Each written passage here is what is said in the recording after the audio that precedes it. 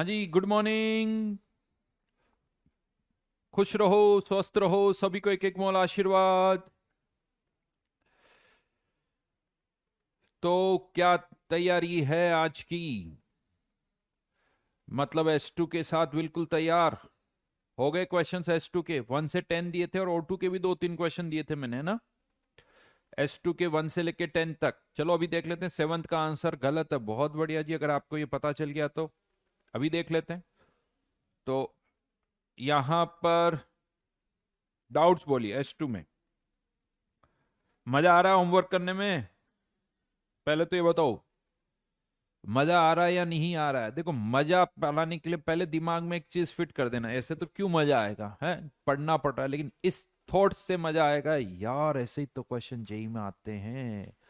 और ये क्वेश्चन अगर मुझसे हो रहे हैं तो जेई में भी क्वेश्चन होंगे। जेई में क्वेश्चन होंगे तो फिर तो मजा ही मजे आएंगे, आएंगे नहीं आएंगे क्या?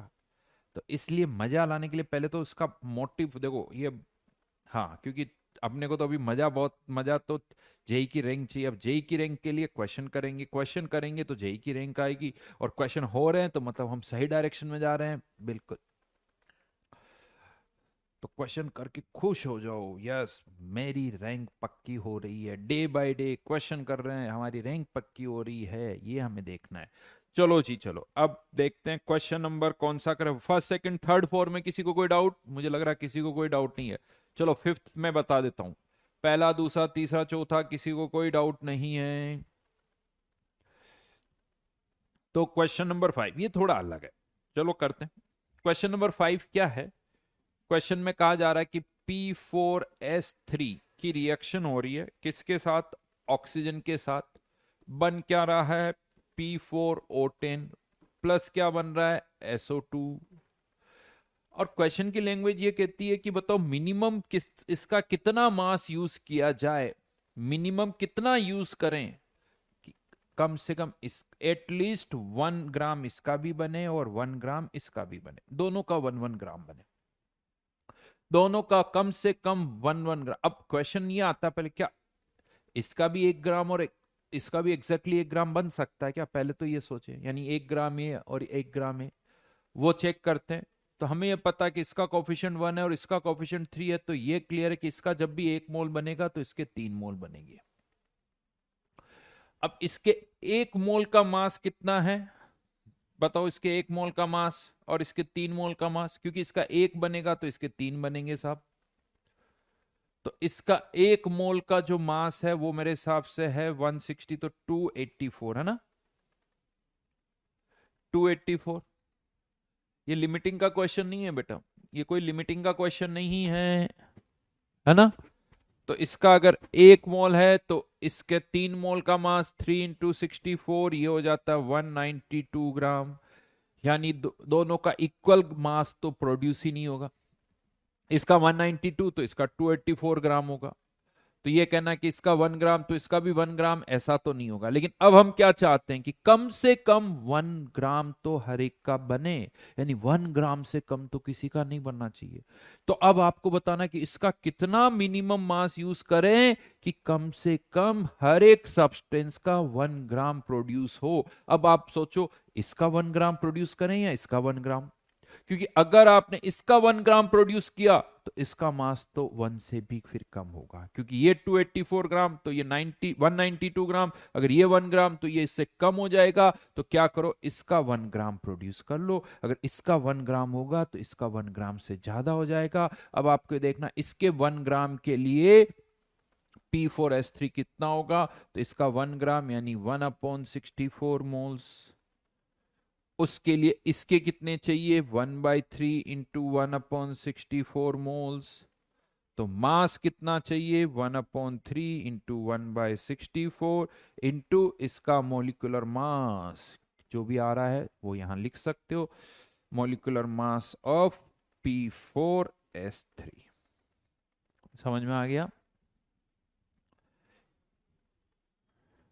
बाकी देखो यार, क्वेश्चन आसान है, थर्ड भी आसान है, फोर्थ भी आसान है। बाकी सारे क्वेश्चन थर्ड फोर्थ सब लिमिटिंग के हैं। बहुत सारे बता चुका हूं तो वो तो नहीं बताऊंगा। बहुत बढ़िया। मल्टीप्लाई कर देना और क्या, आंसर आ जाएगा। सेवंथ में एक्चुअली पीछे आंसर गलत दे रखा है। क्वेश्चन नंबर सेवंथ का ए पार्ट का जो आंसर है वो तो है मेरे हिसाब से 0.04 फर्स्ट पार्ट का, और सेकंड पार्ट का आंसर है 0.005। ये आंसर सॉल्यूशन में तो ठीक है, पीछे गलत है तो इसे देख लेना। राइट, ये चेंज कर लेना।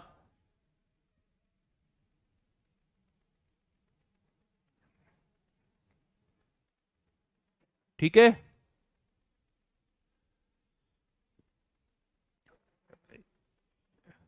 सिक्स जैसे बहुत सारे करवा चुका हूं, सिक्स अब नहीं करवा रहा हूं, बिल्कुल नहीं करवा रहा हूं। लॉस इन वेट और ऐसे बहुत सारे क्वेश्चन कर चुके हैं, रिएक्शन पता है, मिक्सचर से रिलेटेड क्वेश्चन है, एक के एक्स मोल दूसरे के वाई मोल, अब नहीं बता रहा बेटा सिक्स।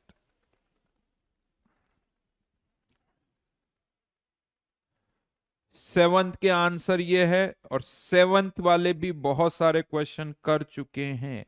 यील्ड वाला क्वेश्चन है, 80% है, 0.025 मोल्स, इसमें से केवल 80% ही रिएक्ट करेंगे, यानी 0.025 से 0.02 ही रिएक्ट करेंगे। 80% यानी 0.025 का 80% क्या होता है, 0.02 ही रिएक्ट करेंगे। अब आपको इसके अकॉर्डिंग देखना है।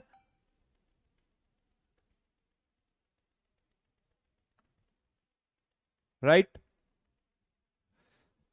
नहीं बेटा, सेवंथ आसान है, जो टफ था वो मैंने बता दिया। नाइन्थ, हो नाइन्थ तो हमने क्लास में किया ही नहीं, नाइन्थ नहीं किया हमने। क्लास का क्वेश्चन पूछ रहे हो तुम लोग, और मेरे हिसाब से 20 ग्राम लेके ही किया था मैंने। अच्छा बताओ पहले तो नाइन्थ क्लास में किया है नहीं किया, पहले बताओ क्वेश्चन नंबर नाइन्थ क्लास में किया या नहीं किया।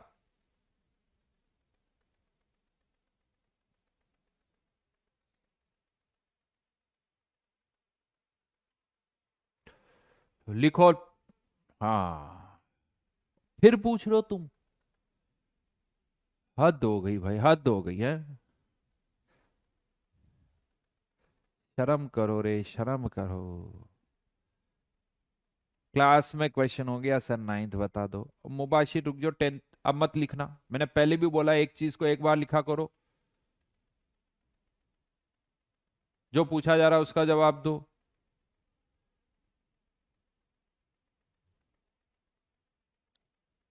और फिर मैं बोल देता हूँ, अगर नाराज करोगे मेरे को नाराज मतलब गुरु को नाराज, टीचर को नाराज, तो फिर समझ जाना तुम्हारा भगवान को नाराज कर रहे हो, और भगवान को नाराज कर रहे हो मतलब अब तुम्हारी तुम जानो। तो ऐसी हरकतें कोई नहीं करेगा, ऐसी हरकतें नहीं करोगे।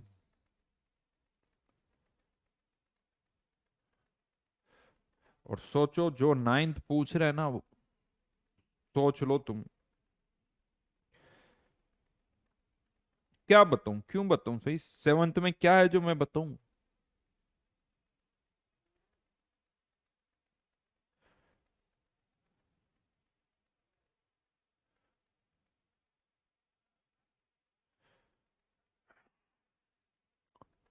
Question number 8 sequence series of reaction का क्वेश्चन है। सीरीज क्वेश्चन नंबर 8 में सीरीज ऑफ रिएक्शन है, HCl का मास निकालना है, 100 ml HCl दे रखा है क्वेश्चन नंबर 8 में, लेकिन उस ये ml है तो मास निकालने के लिए 1.18 इतने ग्राम सैंपल है, उसमें से HCl तो 36% है ना, तो ये HCl का मास आ गया। बस हो गया, HCl के मास से HCl के मोल्स निकालो। क्लास में हमने क्लोरीन का क्वेश्चन किया, क्लोरीन के इतने मोल्स है तो किसके कितने बनेंगे, या HCl का मास है उससे कितना बनेगा, बात खत्म।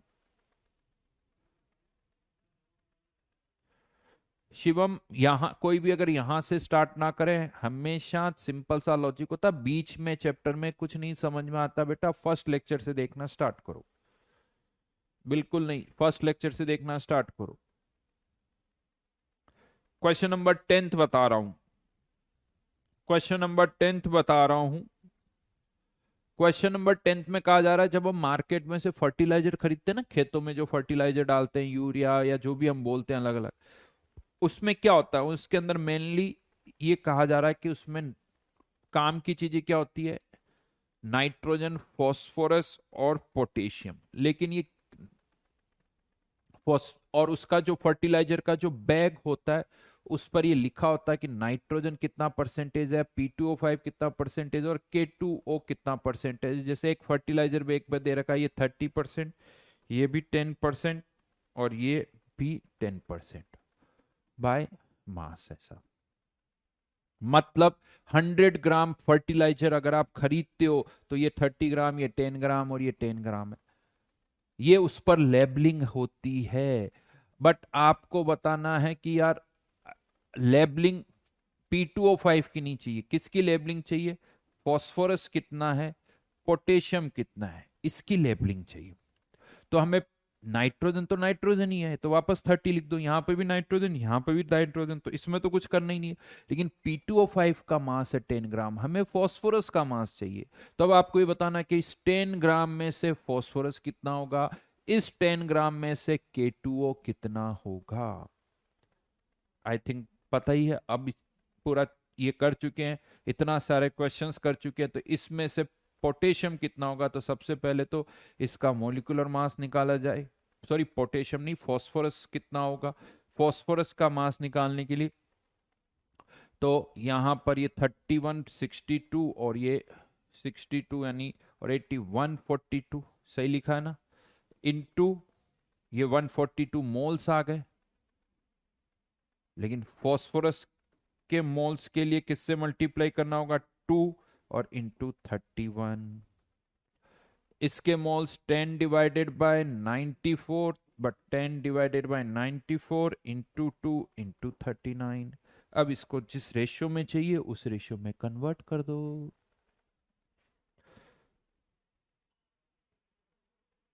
अच्छा सॉरी, और ध्यान रखना मास का रेशियो नहीं चाहिए, मोल्स का रेशियो चाहिए, तो और अच्छी बात है।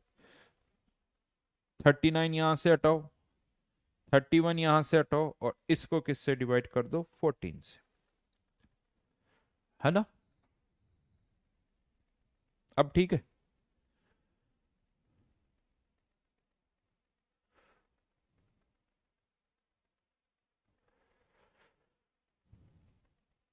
कौन से अलग कंपाउंड है बेटा, दर्शन बताओ, 6 में कौन से अलग कंपाउंड है, बताना देखिए। मैंने, क्या अलग है, सोडियम का एनहाइड्रस का मतलब जिसमें वाटर ना हो, तो सोडियम कार्बोनेट और सोडियम बाइकार्बोनेट के फॉर्मूले नहीं पता है।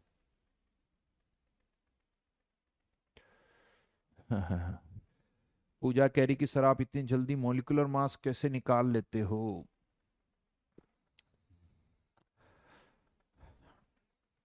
तो पूजा, इस बाल कितने दिख रहे हैं, कमी है ना बाल चेहरे पे, सिर पर।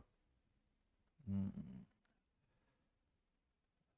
तो वो क्या ना, मेहनत है, वो मेहनत, वो एक्सपीरियंस है, एफर्ट्स है, उसका असर है, और तो कुछ नहीं। अब और ये मत कहना कि और बाल कम हो जाएंगे तो सर फिर तो मेहनत नहीं करेंगे हम। क्या करो, देखो बाल कम होने का कोई बहुत ज्यादा कनेक्शन तो नहीं है, हो ही जाते हैं कम, ऐसा नहीं है। लेकिन प्रैक्टिस करो तो सब हो जाएगा, ऐसा कुछ नहीं, आदत पड़ जाएगी। प्रैक्टिस है भाई, प्रैक्टिस। हाँ, आप कौन सी आईआईटी से हो यार, ये क्वेश्चन चलते ही रहते हैं, हर क्लास में कोई पूछता है, ऐसा शक है क्या किसी को, बार बार क्यों पूछते हो, समझ में नहीं आता आप। अनुभव कह रहा मेरे तो बाल ही नहीं है। चलो जी 10 तक हो गया, अब आगे बढ़िए। O2 में दो तीन क्वेश्चन दिए थे आप लोगों को, O2 23, 24, 25, वैसे तो बहुत आसान है, डाउट बताने वाला तो हूं नहीं हूं मैं, बट फिर भी पूछ लेता हूँ। मुझे पता था कोई ये जरूर कहेगा, मतलब जिनके बाल बड़े हैं वो मेहनत नहीं करते, या ये कहोगे कि सर फिर रहने दो, हम मेहनत क्यों करें, बाल तो चाहिए हमें। देखो बाल तो बहुत जरूरी है, बात तो तुम्हारी सही है। अब ठीक है यार, हर चीज का इतना दिमाग मत लगाया करो, केवल दिमाग लगाना यहाँ लगो, इसके अलावा हम कुछ बातें करें तो उस पर पूरा दिमाग मत लगाया करो, है ना। हाँ, ठीक है। उस पर इतना लॉजिक लगाएंगे तो यहाँ क्या बल लगाएंगे, बचा के रखो। अदर देन फिजिकल केमिस्ट्री हम कोई दिमाग की बातें नहीं करेंगे, देखो भाई। अदर देन जेई हम कोई दिमाग की बातें नहीं करेंगे। हाँ, उस पे मैं कुछ भी बोलता हूँ तो उसके कोई मतलब मत निकालना, फिजिकल केमिस्ट्री में जरूर दिमाग की बातें करेंगे, बाकी तो थोड़ा देर दिमाग को रेस्ट करने दो, आराम करे दिमाग, मन में आए जो बोलो, मतलब निकले तो अच्छी बात है, नहीं निकले तो मत निकले, अपना क्या जा रहा है। हाँ। हाँ, बिल्कुल सही कहा। ओके, तो चलो जी चलो। आजकल तुम्हें नहीं पता साउथ की मूवीज, ओहो, आजकल की मूवीज में जहाँ कॉन्सेप्ट होता है, जहाँ स्टोरी होती है, वो तो हिट होती नहीं है साहब। जहाँ कुछ नहीं होता, जहाँ पता नहीं शाहरुख खान पर कहाँ कहाँ से उड़ के कुछ भी कर रहा है, ब्रह्मास्त्र में रणवीर कपूर पता नहीं क्या कर रहा है, सब हिट है भाई।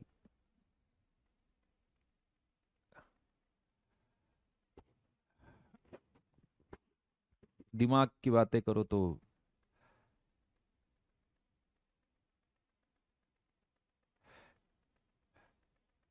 और टू का तो बहुत आसान है यार। आप भी मूवी देखते हो ऐसा, क्या लगता है मेरे चेहरे से। देखते हैं भाई, बहुत देखते हैं, ऐसा नहीं है, लेकिन अभी ठीक है, टाइम आजकल बहुत कम मिलता है, जब मिलता है तो देख लेते हैं, ऐसा नहीं है। काम करने के बाद ये है कि काम करने के बाद आप लोग भी खूब देखोगे, मैं कह रहा हूँ बस एक साल और मेहनत कर लो, आईआईटीज में जाके देखो, ओपनली बोलना इतना अच्छी बात नहीं है, लेकिन अभी कर लो। आईआईटीज में तुम्हें आओ आराम से, कोई टेंशन नहीं। और आईआईटीज में एक अच्छी बात क्या होती है, वैसे थोड़ा बहुत मेहनत करनी होती है, लेकिन आप घुस जाओगे ना तो आपको इंजीनियर बना के तो वो निकाल ही देंगे, आपको इंजीनियर बना के तो वो निकाल ही देंगे। अच्छा, कोई कुछ पूछ रहा है यार, चलो परसेंटेज बाय मोल में ये क्या लिखा, M average upon M2 minus M1 constant है, ये क्या समझ में नहीं आया मेरे को। M average upon M2 upon M, ये क्यों लिखा मेरे को उसका नहीं मतलब बता। चलो लास्ट क्लास पर मैं आ जाता हूँ, लास्ट क्लास वाले पार्ट पर। तो लास्ट क्लास में हमने क्या डिस्कस किया था, मैं आपको ये बता रहा था कि कोई भी रिएक्शन जब होती है तो टोटल मास कांस्टेंट रहता है, बट टोटल मोल्स कभी बढ़ सकते हैं, टोटल मोल्स जो है वो कम भी हो सकते हैं, ये ध्यान रखना।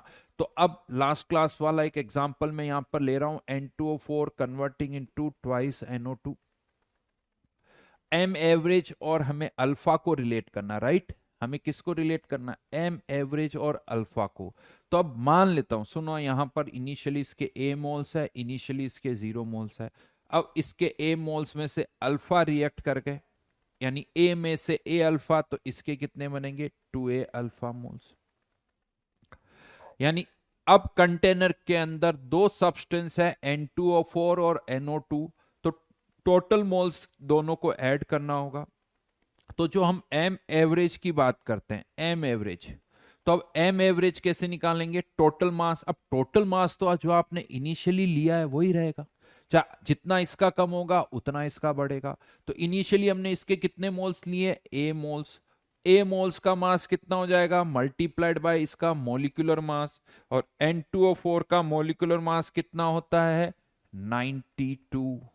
तो ये तो हो गया हमारा क्या, टोटल मास। याद आ रहा है फॉर्मूला लास्ट क्लास में लिखा था, M average equals to total mass divided by total moles.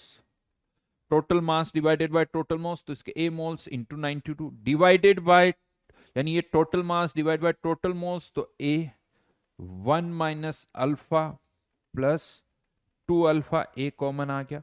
तो ये ए वाली टर्म तो इवन कैंसिल भी हो गई। तो नेक्स्ट टाइम जब आप इस तरह का कोई क्वेश्चन करो तो ए मोल्स मानने की जरूरत ही नहीं है, आप 1 मोल मान लो, क्योंकि 1 मानोगे या ए मानोगे या 10 मानोगे या 100 मानोगे, वो तो कैंसिल आउट होना ही है। तो ज्यादा अच्छा है ना कि क्यों माने, 1 मोल मान लो।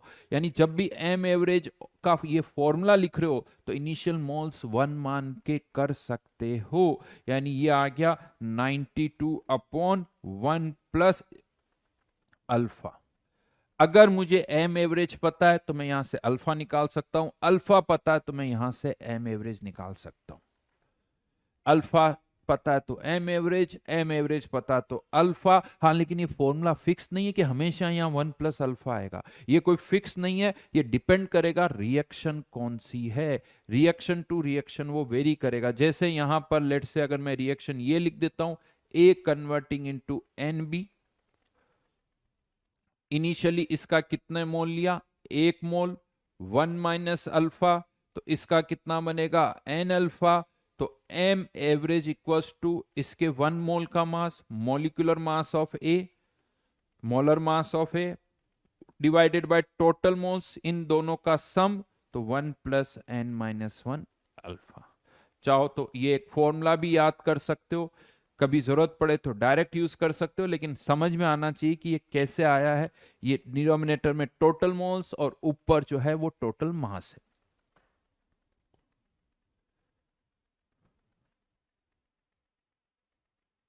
लिखो लिखो, होइनी, होइनी, HOENY, बोलो जी होइनी।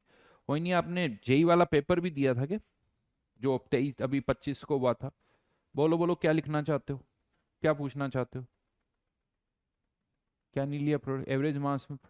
अरे बेटा, इसके ए मोल्स का मास ले लिया, स्टार्टिंग में ए मोल्स का जो मास होगा जितना कम होगा उतना ही इसका बनेगा ना, तो टोटल मास तो अब हमेशा इतना ही रहेगा, टोटल मास हमेशा इतना ही रहेगा। ये इनिशियली इसका मास लिया जब ये 0 था, अब ये अगर x ग्राम, ये अगर मान लो 25 ग्राम कम हुआ तो यही 25 ग्राम बनेगा ना, तो टोटल तो हमेशा उतना रहेगा। तुम करके देखो, इसको और इसको ऐड करके भी देखो, तब भी आंसर वही आएगा। समझ में आई बात? अरे लिख के खुद करो, थोड़ा सा करो ना मुबाशिर, सब समझ में आएगा। हाँ, कंसंट्रेशन टर्म जल्दी, यानी नेक्स्ट क्लास या कोशिश करेंगे आज से ही स्टार्ट हो जाए। हाँ हाँ, अब मैं एक क्वेश्चन दे रहा हूं इसी से related.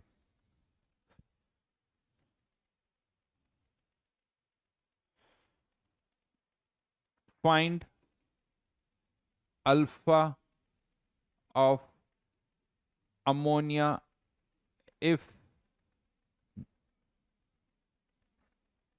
average molecular mass of mixture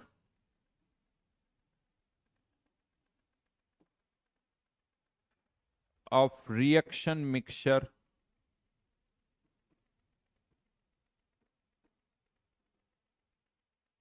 was found to be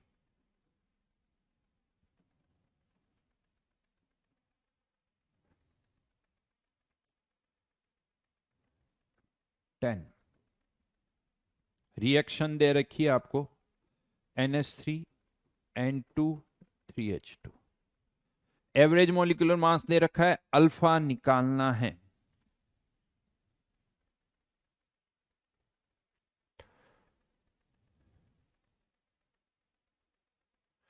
एक क्वेश्चन को कितना टाइम देना चाहिए गुरुजी? अभी बेटा करते जाओ, अभी कुछ, हाँ बट 3 4 5 6 मिनट के आसपास, ज्यादा मत, तो इससे ज्यादा टाइम मत, तो 5 6 मिनट हो जाए, कोशिश कर लो। नहीं हो रहा है तो या तो सॉल्यूशन देख लो, नहीं तो क्लास में पूछ लो, क्योंकि हमें होमवर्क भी पूरा करना है। ऐसा नहीं कि जो क्वेश्चन नहीं हो रहा है बाद में टाइम मिले तो फिर वापस ट्राई करो। सर डिस्ट्रैक्शन से कैसे बचें? बेटा ये तो अपना कंट्रोल है, डेडिकेशन है। अगर वो डेडिकेशन का लेवल ही नहीं है तो फिर तो हम लाइफ में कुछ भी नहीं कर पाएंगे। तो वो डेडिकेशन है तुम्हारा, तुम करना चाहते हो तो डिस्ट्रैक्शंस नहीं होंगे। तुम्हें पता है कि मेरे को ये करना है, तो टाइम है, जैसे ही टाइम निकल जाएगा, आगे हमें टाइम नहीं मिलेगा, फिर सोचो जिंदगी के जो ख्वाब है वो अधूरे रह जाएंगे। तो अगर ख्वाबों को पूरा करना है तो ये समझ लो कि ये पढ़ना पड़ेगा। मोबाइल देखने से, टीवी देखने से जिंदगी में कोई टारगेट पूरा नहीं होगा, जिंदगी के ख्वाब अधूरे रह जाएंगे। तो जिंदगी के ख्वाब पूरा करने हैं तो टीवी छोड़ दो, मोबाइल छोड़ दो, केवल पढ़ाई करो, थोड़ा बहुत स्पोर्ट्स खेल लो या जो भी इंटरेस्ट है, बट ये टीवी और इनसे तो भाई दूर रहो। काम की टीवी में भी या मोबाइल में बहुत सारी चीजें काम की, ऐसा नहीं, बट अभी जो है वो तो इनको फोकस करो। चलिए अल्फा आ गया क्या बताओ जल्दी से। 0.7 आ रहा है, किसी का 2-3 आंसर दिख रहे हैं। 24/15, कोई कह रहा 0.7।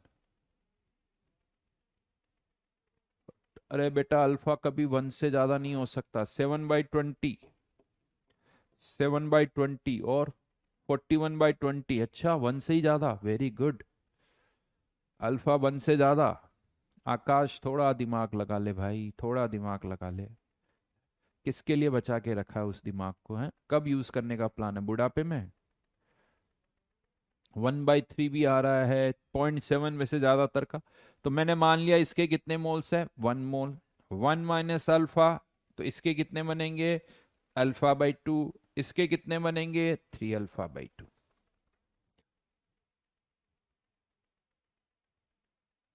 एम एवरेज निकालना है तो एम एवरेज 10, सॉरी निकालना नहीं, एम एवरेज तो 10 दे रखा है, इक्वल्स टू टोटल मास। अगर मैंने इसके इनिशियली 1 मोल लिए हैं तो इनिशियली टोटल मास कितना है, 17। अब मास तो हमेशा टोटल वही रहेगा, डिवाइडेड बाय 1 प्लस इन तीनों का sum which is alpha, this plus this. चलो लिख देता हूं एक बार। 1 - alpha plus alpha plus 3 alpha which is 17/1 plus alpha, यानी अल्फा इक्वल्स टू 0.7। इतना सा करना है भाई, इतना सही करना आप लोगों को। फिक्स्ड है, स्टैंडर्ड क्वेश्चन है। अल्फा दे रखा है तो एम एवरेज, एम एवरेज दे रखा है तो अल्फा।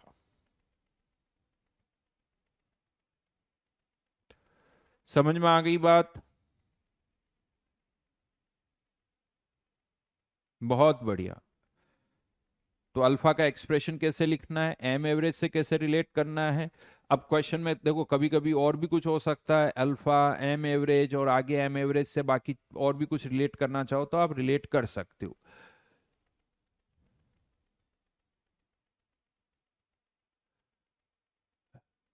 बट क्वेश्चन शीट में करना दिव्यांशु, और इससे ज्यादा कुछ क्वेश्चन है नहीं। बस ये समझ लो 17 क्यों लिखा है, क्योंकि इसका 1 मोल था, इसका 1 मोल अमोनिया यानी 17 ग्राम। अब टोटल मास 17 ही रहेगा। अच्छा किसी को लग रहा है कि सर इन तीनों का मास का सम करोगे वो भी 17 ही आएगा। इस 1 - अल्फा को 17 से मल्टीप्लाई कर दो, प्लस अल्फा/2 को 28 से मल्टीप्लाई कर दो, प्लस 3 अल्फा/2 को 2 से मल्टीप्लाई करके देख लेना ये आंसर कितना आएगा, ये भी 17 ही आएगा।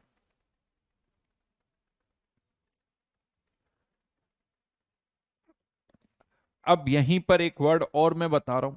एम एवरेज तो हमने निकाल लिया, एक टर्म और आती वेपर डेंसिटी।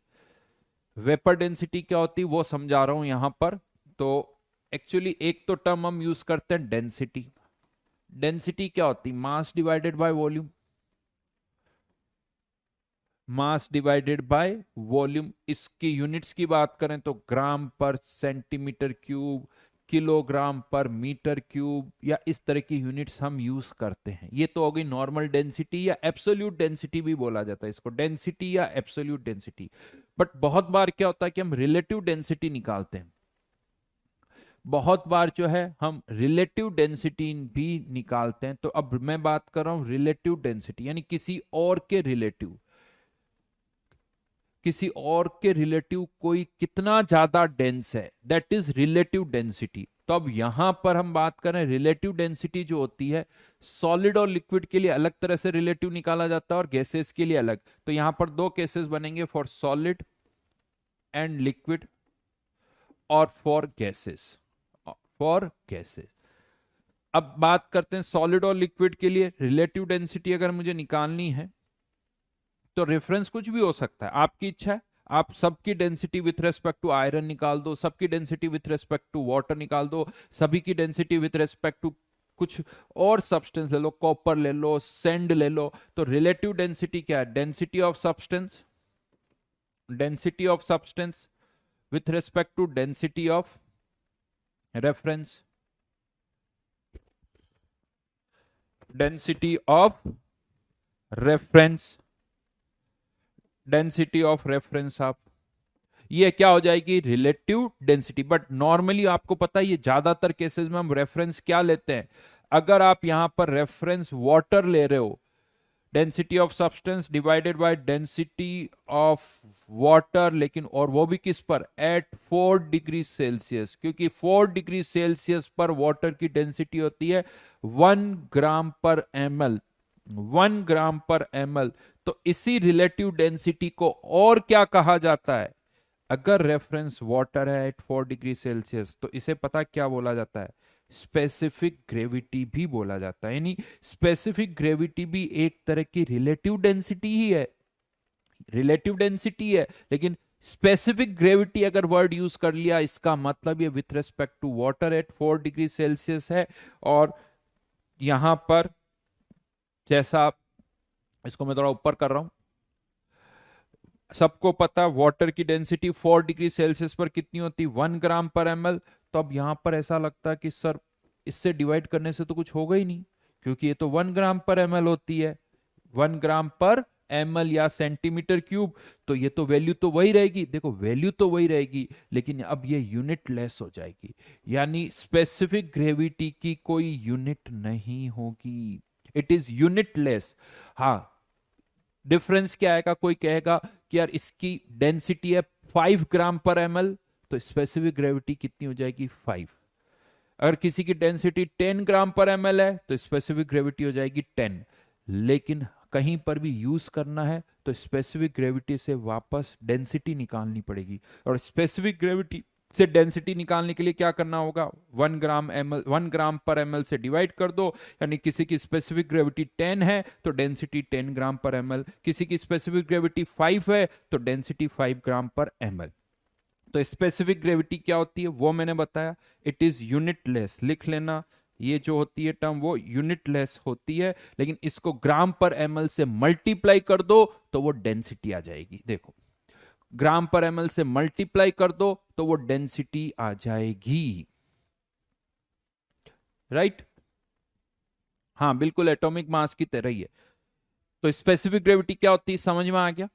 स्पेसिफिक ग्रेविटी समझ में आ गया। मैग्नीट्यूड वाइज स्पेसिफिक ग्रेविटी और डेंसिटी एक ही बात है। स्पेसिफिक ग्रेविटी बोलो, डेंसिटी बोलो, एक ही बात है। मैग्नीट्यूड वाइज कोई डिफरेंस नहीं है। स्पेसिफिक ग्रेविटी यूनिटलेस है, डेंसिटी की यूनिट होती है। ये तो हो गया आधा पार्ट। दूसरा, फॉर गैसेस। अब गैसेस की जब हम बात करते हैं तो उनके लिए रिलेटिव डेंसिटी को पता है क्या बोला जाता है? उनके लिए रिलेटिव डेंसिटी को हम बोलते हैं वेपर डेंसिटी, वेपर डेंसिटी। और यहां पर भी तरीका वही है, density of gas, density of gas divided by density of reference gas, लेकिन ऑफ रेफरेंस गैस होनी चाहिए at same temperature and pressure, at same temperature and pressure. यहां ऐसी टेम्परेचर प्रेशर की कोई कंडीशन नहीं थी। इस सब्सटेंस की डेंसिटी किसी भी टेम्परेचर पर हो सकती है, देखो वो ज्यादा चेंज होती नहीं। सॉलिड और लिक्विड की डेंसिटी टेम्परेचर प्रेशर से ज्यादा चेंज नहीं होती है, लेकिन गैसेस की डेंसिटी टेम्परेचर प्रेशर के साथ अच्छी खासी चेंज होती है। इसीलिए यहां पर दोनों का टेम्परेचर प्रेशर सेम होना चाहिए, यानी जिस टेम्परेचर पर ये गैस है रेफरेंस गैस भी उसी पर होनी चाहिए। अब क्वेश्चन ये आता है कि यहां रेफरेंस गैस क्या ले? कुछ भी ले सकते हो, हाइड्रोजन ले सकते हो, हीलियम ले सकते हो, ऑक्सीजन ले सकते हो, नाइट्रोजन ले सकते हो, ये आपके ऊपर डिपेंड करता है। लेकिन ज्यादातर हम क्या लेते हैं? हाइड्रोजन। अगर कोई नहीं मेंशन कर रहा है तो हम यही मानते हैं विथ रेस्पेक्ट टू हाइड्रोजन हम लेते हैं। तो यहां पर मैं इसको थोड़ा इधर कर खिसका रहा हूं,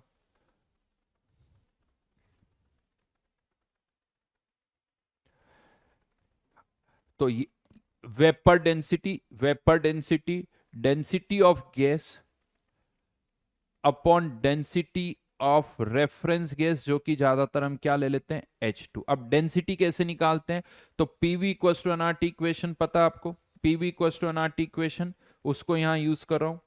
पीवी मोल्स कैसे निकालते हैं, mass divided by molar mass into RT. ये पी एम इधर आ गया, W upon M, W upon V into R T, और W अपॉन V को मैं क्या लिख सकता हूं, डेंसिटी। तो PM equals to D R T, PM equals to D R T. तो यहां पर डेंसिटी के लिए क्या हो जाएगा, PM अपॉन आर टी, ये तो किसी गैस के लिए, divided by density PM upon R T of any reference. Right now reference हम क्या ले रहे हैं, हाइड्रोजन, तो यहां क्या लिख दूंगा, हाइड्रोजन। लेकिन प्रेशर और टेम्परेचर तो जो यहां है वही यहां है, आर जो यहां है वही यहां है, टेम्परेचर जो यहां है वही यहां है। तो ये वाली सारी टर्म्स जो है वो क्या हो जाएगी, कैंसिल आउट। तो बचेगा क्या यहां पर, मास ऑफ जो भी गैस है, जो भी गैस है उसका मास divided by mass of hydrogen which is 2। यानी यहां से एक फॉर्मूला निकल के आ जाता है, vapour density multiplied by 2 equals to molecular mass of gas. यानी यूं देखा जाए तो गैसेस के लिए वेपर डेंसिटी क्या है, मोलर मास डिवाइडेड बाय 2, यानी मोलर मास को आधा कर दो तो वेपर डेंसिटी आ जाएगी। गैसेस के लिए अगर हम बात करें तो मोलर मास का आधा कर दो वो वेपर डेंसिटी है, यानी वेपर डेंसिटी को डबल कर दो तो मोलर मास आ जाएगा। बाय डिफॉल्ट रेफरेंस हाइड्रोजन है। कोई ये कहते कि नहीं, रेफरेंस हाइड्रोजन की बजाय मैंने तो ऑक्सीजन लिया है, तो फिर मोलिकुलर मास डिवाइडेड बाय 32 आएगा। कोई कह देता नाइट्रोजन लिया है तो 28 आ जाएगा। यानी रेफरेंस चेंज करने पर ये फॉर्मूला बदल जाएगा, देखना पड़ेगा, हमेशा 2 नहीं आएगा। देखो कि ये vapour density with respect to hydrogen है तो 2 है, ऑक्सीजन है तो 32 है, नाइट्रोजन है तो 28 है। बात समझ में आई मेरी। तो वेपर डेंसिटी क्या होता है वो मैंने आपको यहां पर बता दिया, पक्का।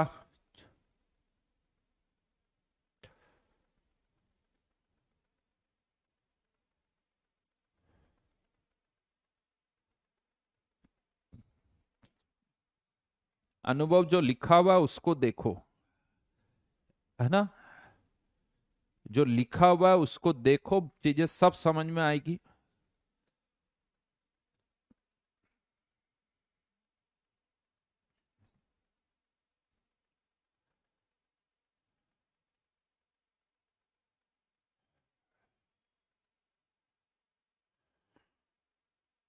डन।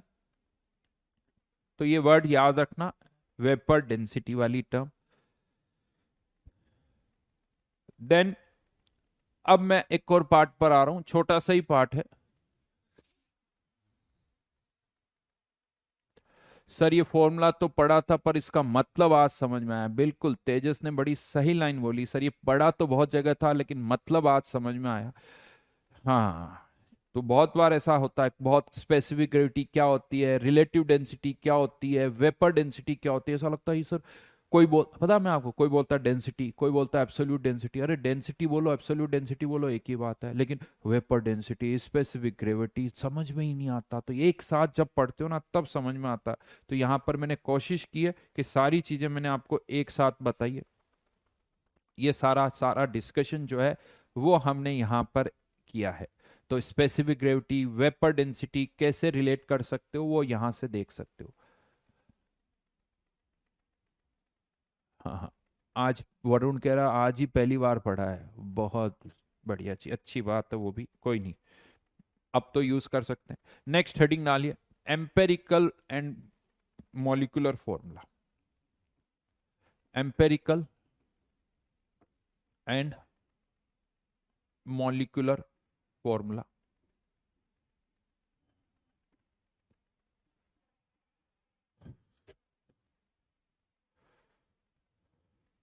वेपर सारी रिलेटिव डेंसिटी यूनिट लेस है बेटा, कोई भी रिलेटिव डेंसिटी जो है वो सब यूनिट लेस है, वेपर डेंसिटी भी यूनिट लेस है।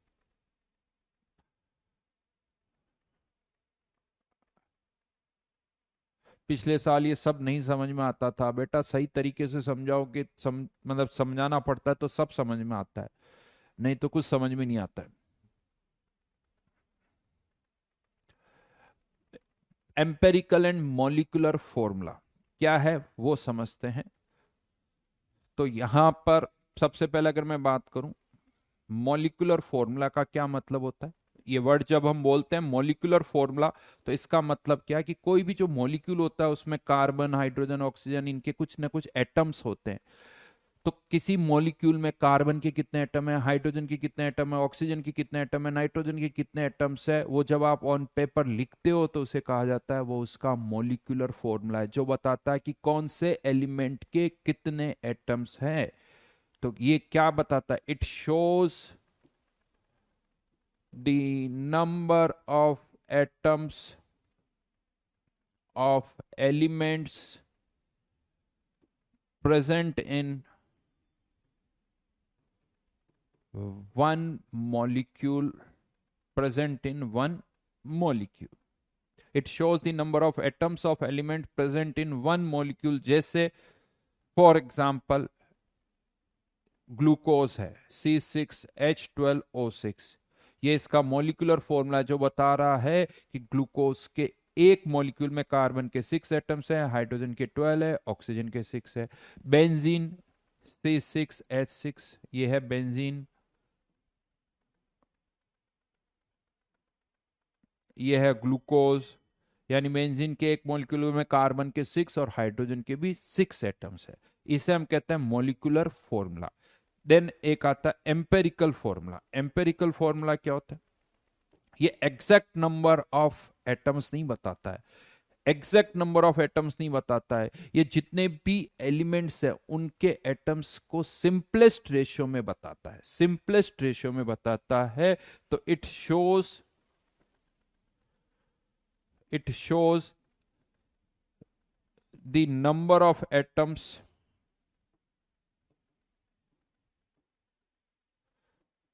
in their simplest whole number ratio। मतलब क्या हुआ इसका, इसका मतलब यह है कि अगर ग्लूकोज की मैं बात करूं तो सिंपलेस्ट होल नंबर रेशियो, यहां पर इसको सिंपलेस्ट रेशियो में कन्वर्ट कर दो तो CH2O, ये ग्लूकोज का एम्पेरिकल फॉर्मूला हो गया। बेंजीन का एम्पेरिकल फॉर्मूला क्या हो जाएगा, इसको सिंपलेस्ट रेशियो में लिख दो तो ये उसका क्या हो जाएगा, एम्पेरिकल फॉर्मूला। यानी एम्पेरिकल फॉर्मूला जो है, एम्पेरिकल फॉर्मूला केवल ये बताता है कि एटम्स किस रेशियो में है, 1:1 के रेशियो में, 1:2 के रेशियो में, 1:3 के रेशियो में। ये नहीं बताता कि उस पर्टिकुलर एलिमेंट के कितने एटम्स उस मॉलिक्यूल में है, कितने एलिमेंट्स कितने एटम्स उस मॉलिक्यूल में, वो नहीं बताता। ये समझ में आ रहा है कि उस मॉलिक्यूल में कार्बन और हाइड्रोजन 1:1 के रेशियो में है, या कार्बन हाइड्रोजन ऑक्सीजन 1:2:1 के रेशियो में है। बट इससे ये नहीं समझ में आएगा कि कार्बन के एक मॉलिक्यूल में कितने एटम है, हाइड्रोजन के कितने हैं, ऑक्सीजन के कितने हैं। ये किससे पता चलता है, मॉलिक्यूलर फॉर्मूले से। ये किससे पता चलता है, मॉलिक्यूलर फॉर्मूले से पता चलता है। तो ये तो बात होगी मॉलिक्यूलर फॉर्मूला क्या होता है, एम्पेरिकल फॉर्मूला क्या होता है। जब मैं बेटा कुछ पढ़ा रहा हूं ना तो इधर उधर की बातों का कोई रिप्लाई नहीं करता हूं, इधर उधर की बातों का। एक किसी बच्चे ने लिखा, मुबाशिर, मुबाशिर ने लिखा कि सर नोट्स बनाने में बहुत टाइम लगता है तो मैं PDF नोट, कुछ लिखा है, क्या लिखा बेटा, हाँ मतलब नोट्स बनाने में बहुत टाइम लगता तो शायद मैं PDF से पढ़ लूँ, ऐसा कुछ दिख रहा मेरे को है। ये ख्यालात आते कहाँ से हैं भाई इतने, हैं खतरनाक वाले, क्यों मुबाशिर, PDF नोट से पढ़ूं तो ठीक है ना, बिल्कुल गलत है बेटा, और सोचना भी गलत है। और इतना कॉमन सेंस तुम्हारे में भी होना चाहिए, इतना सेंस होना चाहिए कि हमें पता होना चाहिए कि हमारे लिए क्या सही है और क्या गलत है।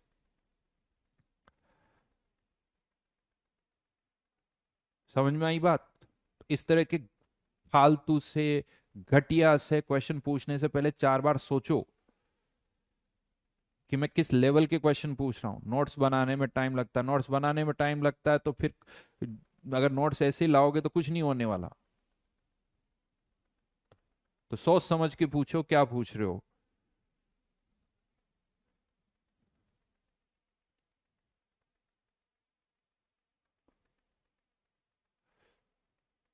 हाँ, अच्छा, एक अच्छी हो सकता है किसी केस में एम्पेरिकल फॉर्मूला ही मॉलिक्यूलर फॉर्मूला हो सकता है। हो सकता है किसी मॉलिक्यूल में ऐसा हो सकता है कार्बन का एक, हाइड्रोजन के दो और ऑक्सीजन का एक एटम ही हो, ऐसा हो सकता है और होता भी है। फॉर्मेल्डिहाइड में का फॉर्मूला भी यही है, उसका एम्पेरिकल फॉर्मूला भी यही है, उसका मॉलिक्यूलर फॉर्मूला भी यही है। तो empirical formula sometimes molecular formula हो सकता है, बट हमेशा हो ये जरूरी नहीं है। Why we need empirical formula, ये अच्छा क्वेश्चन एक और पूछा है। वाई वी नीड एम्पेरिकल फॉर्मूले की जरूरत क्या है? बात तो सही है, क्योंकि सही इंफॉर्मेशन तो कौन दे रहा है? मॉलिक्यूलर फॉर्मूला देता है। सही सही इंफॉर्मेशन तो यहां से मिलती है, तो फिर इसकी जरूरत क्या है? यस, इसकी जरूरत इसलिए कि बहुत बार जो मॉलिक्यूलर फॉर्मूला हम फाइंड आउट करते हैं ना, वो पहले एम्पेरिकल फॉर्मूला फाइंड आउट करते हैं और एम्पेरिकल फॉर्मूले से हम मॉलिक्यूलर फॉर्मूला निकालते हैं। यानी एम्पेरिकल फॉर्मूले से मॉलिक्यूलर फॉर्मूला निकाला जाता है, इसीलिए ये वर्ड यूज आता है। अब यहीं पर क्वेश्चन आता है, सर एम्पेरिकल फॉर्मूले से मॉलिक्यूलर फॉर्मूला कैसे निकाला जा सकता है? वो बताता हूं। तो पहले ये देखेंगे एम्पेरिकल फॉर्मूला कैसे आएगा, फिर हम उससे क्या निकालेंगे? Molecular formula. अब होता क्या है, मान लीजिए कोई भी कंपाउंड है, सुनना मेरी बात, कोई भी कंपाउंड है, आपने पहले तो ये पता कर लिया कि उसमें कार्बन है, हाइड्रोजन है और ऑक्सीजन है। शायद मैं ये दो वर्ड्स बोल चुका हूं, नहीं तो एक बार वापस से। एक होता क्वालिटेटिव एनालिसिस, क्वालिटेटिव एनालिसिस, और एक होता quantitative analysis, quantitative analysis. Qualitative analysis का मतलब ये होता है कि किसी कंपाउंड में कौन कौन से एलिमेंट है, कार्बन है, नाइट्रोजन है, ऑक्सीजन है, कॉपर है, जो भी है। क्वालिटेटिव बताता कौन कौन से एलिमेंट्स है। क्वांटिटेटिव एनालिसिस बताता है कि कौन कितने ग्राम है, 10% है, 20% है, 30% है, यानी उसकी क्वांटिटी बताता है और ये बताता है कि एलिमेंट कौन कौन सा है। तो सपोज करो हमें पता चल गया कि कंपाउंड में कार्बन है, हाइड्रोजन है और ऑक्सीजन है, और फिर हमने उसका क्वांटिटेटिव एनालिसिस किया, तो हमें पता चला कि उसमें कार्बन जो है, ऐसे ही कुछ रेंडमली मैं नंबर्स यूज कर रहा हूं, परसेंटेज वाइज कुछ भी यूज कर रहा हूं मैं यहां पर। तो जैसे मान लीजिए यहां पर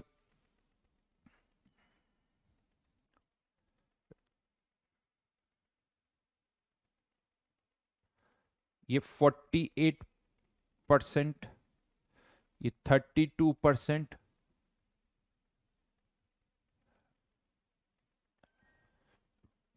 या रुको यहां पर मैं डेटा थोड़ा बदल रहा हूं।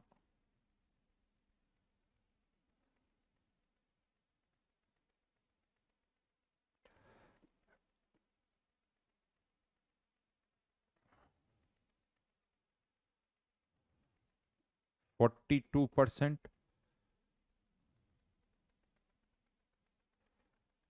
48% और ये 10% बाई मास। ठीक है, कि कोई कंपाउंड है जिसमें दे रखा है कि कार्बन जो है वो 42% है, हाइड्रोजन 10% है और ऑक्सीजन है 48%। तो अब हमें इस कंपाउंड का एम्पेरिकल फॉर्मूला फाइंड आउट करना, कैसे करेंगे वो समझाता हूं। तो तरीका क्या है, परसेंटेज बाय मास दे रखा है, तो let the mass of carbon, यही मान लो 42% है तो ये 42 ग्राम, 10% है तो 10 ग्राम, 48% है तो ये 48 ग्राम, ये मान सकते हो। हाँ, आपकी इच्छा हो ये नहीं मानना है, सबको आधा कर सकते हो, सबको डबल कर सकते हो, 84, 20, 96 ऐसे भी माना जा सकता है, कोई प्रॉब्लम नहीं है। तो हमने मान लिया है कि ये 42 ग्राम है, ये 10 ग्राम है और ये 48 ग्राम है सब। यानी अब ये समझ में आ रहा है कि इस कंपाउंड में अगर कार्बन 42 ग्राम है तो ये 10 ग्राम है, कार्बन 84 ग्राम है तो ये 20 ग्राम होगा। इस तरह से रेशियो यही रहेगा, रेशियो ये है। अमाउंट क्या वो नहीं पता। अगर ये 1 ग्राम है तो ये 4.2 ग्राम, यानी सबको 10 से डिवाइड कर दो, सबको 20 से डिवाइड कर दो, सबको 10 से मल्टीप्लाई कर दो, सबको 20 से मल्टीप्लाई करो, किसी एक को नहीं करोगे, चेंज जो होगा वो सब में एक जैसा होगा। तो इनका मास हमने मान लिए इतने आ गए, लेट दी मास इतना है। तो अब इसके क्या निकालो, मोल्स। तो मोल्स कितने आ जाएंगे यहां पर, इसको 42 को किससे डिवाइड करूंगा, 12 से, 10 को किससे डिवाइड करूंगा, 1 से, इसका मोलर मास 12, इसका मोलर मास 1, इसका मोलर मास जो है 60। अगर हम इसको सॉल्व करें तो ये वैल्यू आती है 3.5, ये वैल्यू आती है 10, और ये वैल्यू आती है 4। ये वैल्यू निकल के आ रही है 4। अब यहां पर हम क्या कह रहे हैं इसी चीज को, कि अगर इसके ये मोल्स है, इसके 3.5 मोल्स है, तो इसके साथ इसके 10 मोल्स होंगे, इसके 4 मोल्स होंगे। मतलब इसके 3.5 एटम्स हैं तो इसके 10 एटम्स होंगे, इसके 4 एटम्स होंगे, यानी एटम्स का जो रेशियो है वो यही होगा, वो यही होगा। अब आप ऑब्वियसली कह सकते हो सर आधा एटम थोड़ी हो सकता, ऑब्वियसली बात है नहीं हो सकता, तो हमें इसको किस मल्टीप्लाई करना होगा किसी और रेशियो में। बट अब आप इसे 2 से भी मल्टीप्लाई कर सकते हो, आप इसे 4 से भी मल्टीप्लाई कर सकते हो, आप इसे 8 से भी मल्टीप्लाई कर सकते हो। अगर मैं इसको 2 से मल्टीप्लाई करता हूं तो ये हो जाएगा 7, ये हो जाएगा 20, ये हो जाएगा 8। बट क्या ये जरूरी है कि इसके एक मॉलिक्यूल में कार्बन के 7 एटम्स हैं? नहीं है। अगर मैं इसको 4 से मल्टीप्लाई करता तो ये 14 आता। तो हो सकता है इस मॉलिक्यूल के एक कंपाउंड में कार्बन के 7 एटम्स हो सकता है 14 एटम्स हो सकता है 21 एटम्स हो। हाँ, बट अगर इसके 7 है तो इसके 20 होंगे, इसके 8 होंगे। तो ये इसका क्या आ गया, सिंपलेस्ट होल नंबर रेशियो आ गया। यानी राइट नाउ मैं कह सकता हूं कि इनका जो रेशियो है, मिनिमम 7 एटम्स तो होंगे ही होंगे, आधा तो हो नहीं सकता, 3.5 हो नहीं सकता।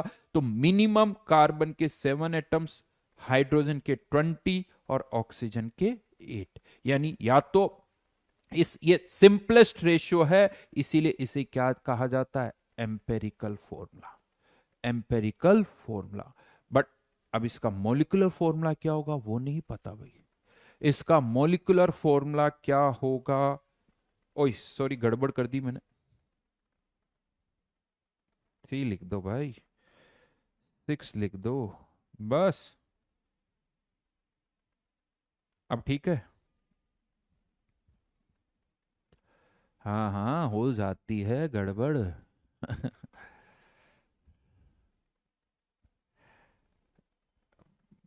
गलती हो गई भाई, गलती हो गई बस। तो C7H20O6 ये इसका क्या है, एम्पेरिकल फॉर्मूला। अब क्वेश्चन आता सर इसका मॉलिक्यूलर फॉर्मूला क्या होगा।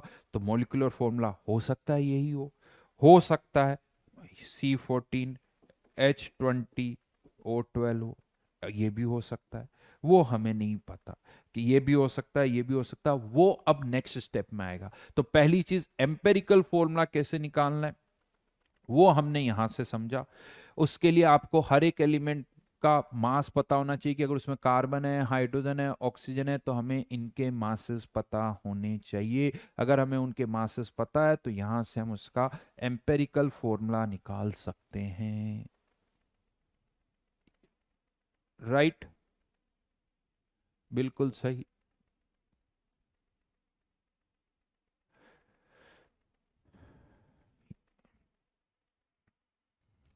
चलो अब इसी में आगे मॉलिक्यूलर फॉर्मूला कैसे निकालना वो तो अभी मैं बताऊंगा, बट ठीक है एक दो क्वेश्चन और कर लेते हैं, देखते हैं। कुछ और डेटा दे रहा हूं आप लोगों को। हम्म,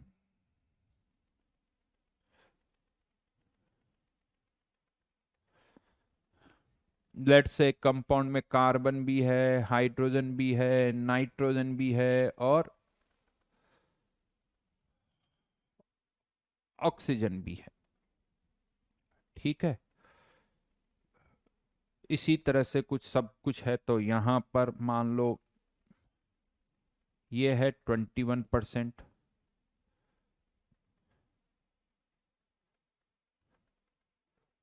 ये है 40%,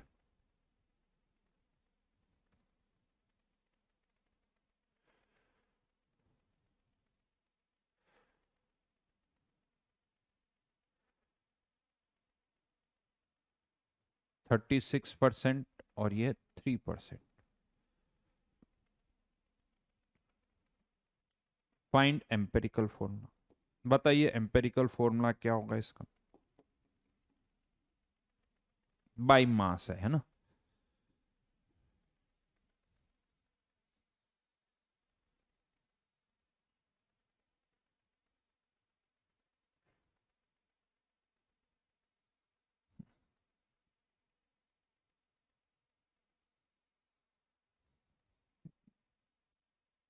सर आप ऑन द स्पॉट क्वेश्चन बनाते हो, बन जाते हैं भाई, कोई प्रॉब्लम। अच्छा, किसी का C6H6N3O5, N3O5 एक आंसर आ गया भाई, C6H6N3O5।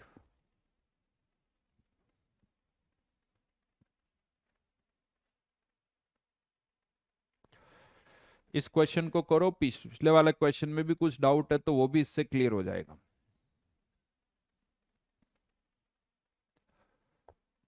इस क्वेश्चन को करिए, पिछले वाले क्वेश्चन में भी जो डाउट होगा वो क्लियर हो जाएगा। वैसे तो सही लग रहा है ये आंसर, नहीं यही है भाई, बिल्कुल सही। 6635 बिल्कुल सही, 6635।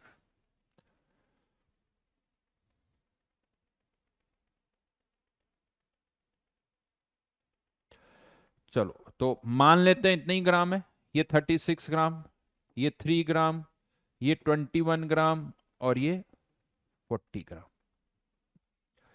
Divided by 12, divided by 1, divided by 14, divided bye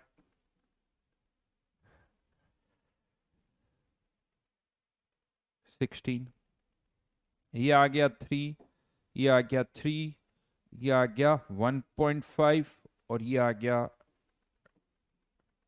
2.5। लेकिन सिंपलेस्ट रेशियो में करना है तो सबको 2 से मल्टीप्लाई कर दो, 6635। ये आंसर आ गया सर।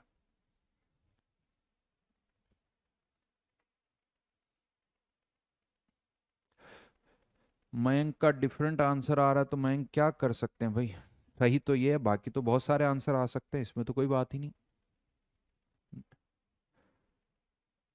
तो ये फाइनल आंसर यहाँ पर है, बट ध्यान रखना क्वेश्चन में क्या दे रखा है वो भी केयरफुली देखना। जैसे एक और क्वेश्चन देता हूं यहाँ पर, हो गया है तो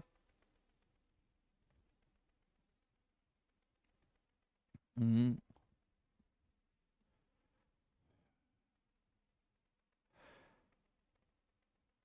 carbon, hydrogen, sulphur, oxygen,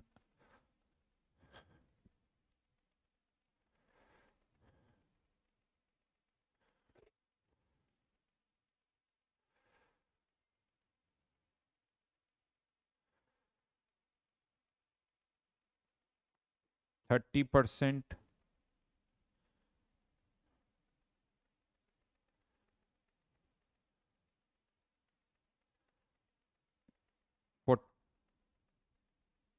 40%, 10% and 20% by mole. Find empirical formula.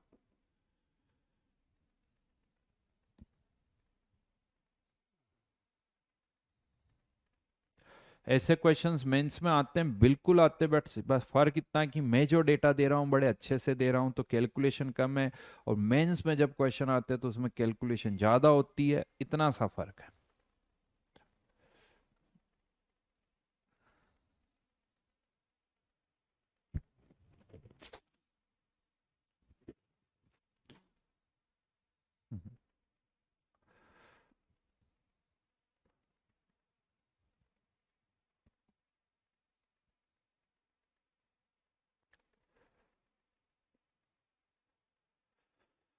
खैर, हाँ अब इसके 30 मोल्स तो इसके 40 मोल्स, तो ये तो ऑलरेडी मोल्स है भाई, फिर तो कुछ करना ही नहीं है।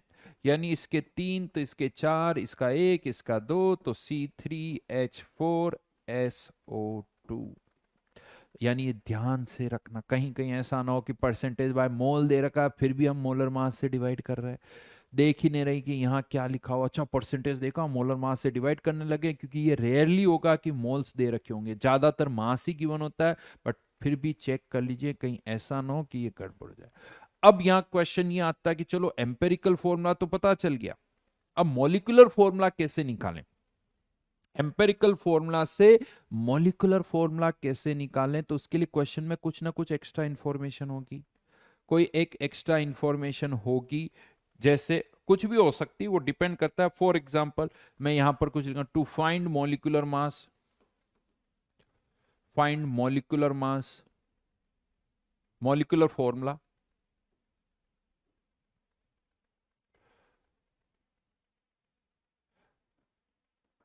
molecular mass may be given, molecular mass of compound of molecule may be given, हो सकता है जो मॉलिक्यूल है उसका मॉलिक्यूलर मास दे रखा हो, जैसे अभी जो हमने किया है C3H4SO2, जैसे C3H4SO2, तो ये देखा जाए तो ये हो जाता है, मान लो मैं कह दूं कि मॉलिक्यूलर मास जो है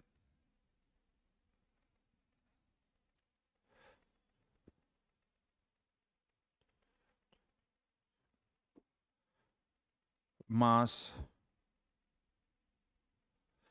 कुछ कैलकुलेशन तो गड़बड़ नहीं, मॉलिक्यूलर मास लेट से दे रखा है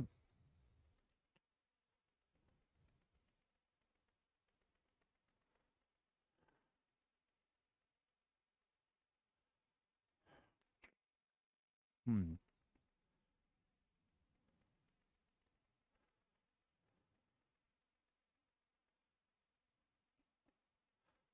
तो बताइए मॉलिक्यूलर फॉर्मूला क्या होगा,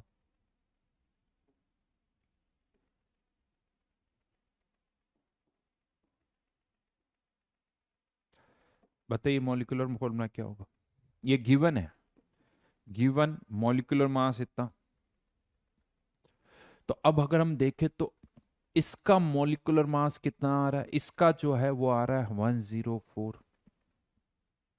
और हमें दे रखा है 312, यानी इससे कितने टाइम्स, 3 टाइम्स, तो इन सबको 3 से मल्टीप्लाई कर दो, C9H12S3O6,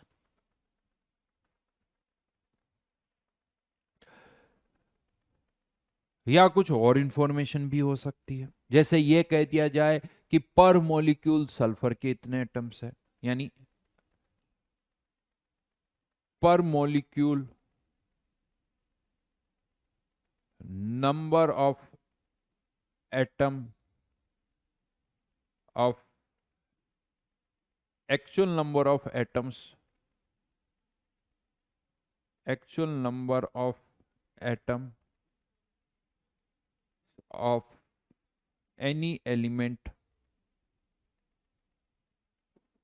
इज गिवन, अगर किसी का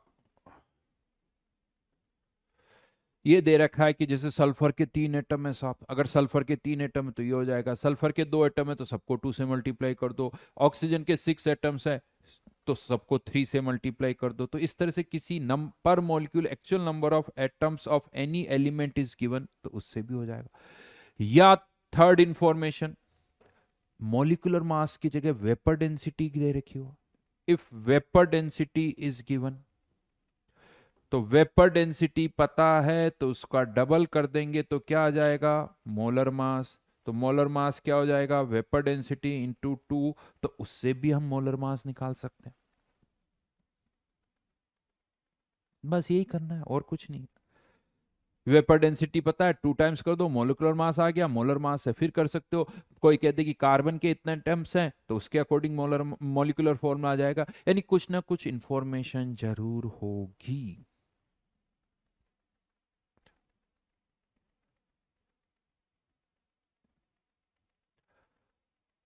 लेकिन अब यहां पर एक और चेंज मैं बता रहा हूं, अगर मल्टीप्लाई करने पर भी डेसिमल में क्यों आएगा, 1.66 है तो 100 से मल्टीप्लाई कर दो, 1.66 है तो 100 से 166 हो जाएगा, बात खत्म।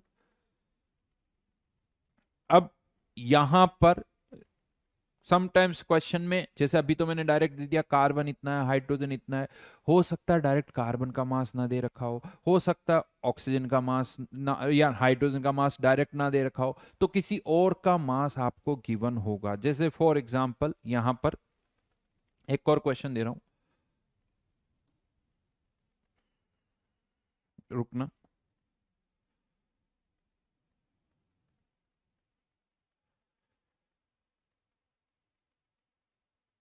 थोड़ी कैलकुलेशन करनी पड़ेगी मुझे।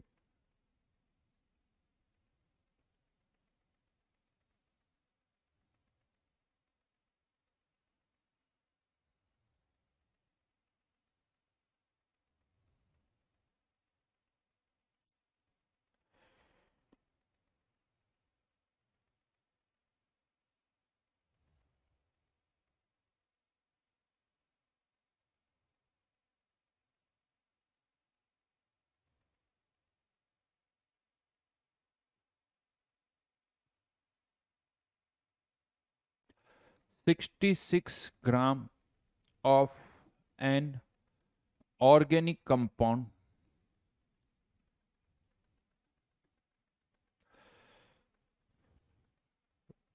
was burnt with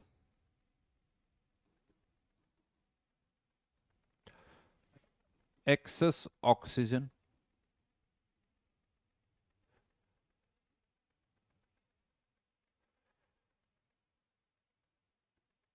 It pro-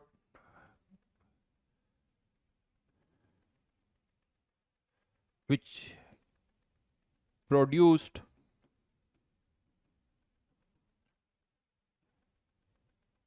220 gram CO2 and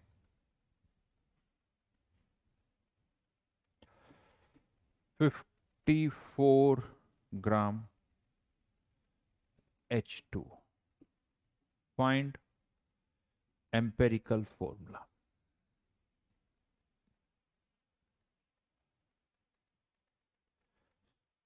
सबके कमेंट विजिबल होते हैं बेटा, काम के होते तो सब दिख जाते हैं, जो काम के नहीं होते ना भगवान उन्हें गायब कर रहा है आजकल। अब भगवान ही उनको गायब कर देता है, ये फालतू हटाओ।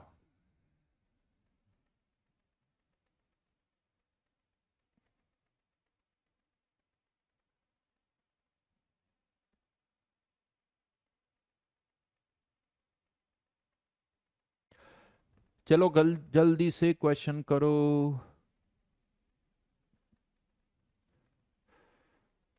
गणेश बीएससी में एडमिशन लेने के बाद बेटा देखो, जेई एडवांस्ड की जहां तक मैं बात करता हूँ 2 अटेम्प्ट मिलते हैं, एक 12th के साथ और एक 12th के 1 साल बाद, ये मुझे पता है बस। अगर तुम ज्वाइन कर लो बीएससी तब भी दे सकते हो, कोई प्रॉब्लम नहीं।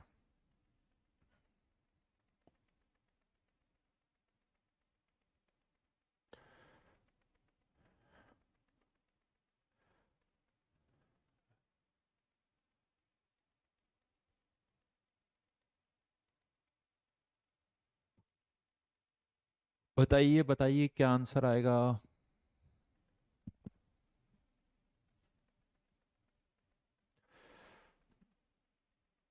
ये ऑक्सीजन कहाँ से आ रही है यार ये। अब यहां पर क्या हो गया, डायरेक्ट कार्बन का मास नहीं दे रखा है, किसका मास दे रखा है CO2 का, किसका और किसका मास दे रखा है H2O का।